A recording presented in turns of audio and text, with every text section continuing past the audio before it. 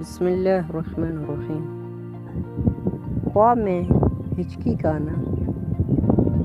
حضرت ابن سیرین رحمۃ اللہ علیہ نے فرمایا ہے، اگر کوئی خواب میں دیکھے کہ اس کو ہچکی آئی ہے تو دلیل ہے کہ اس کو غصہ آئے گا اور گالی دے گا اور ناپسندیدہ اور نالائق بات کرے گا۔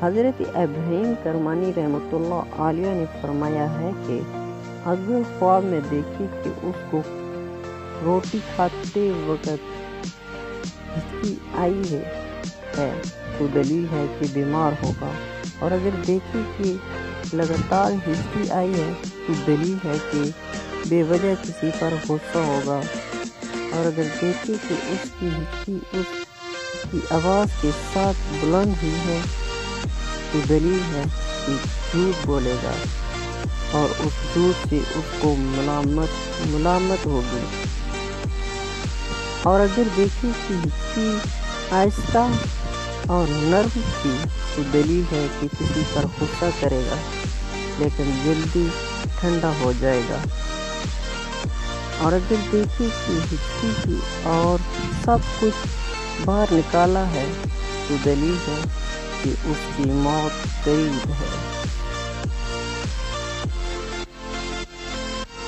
دوستو، یہ ہے خواب میں ہچکی کا آنا کی تعبیر۔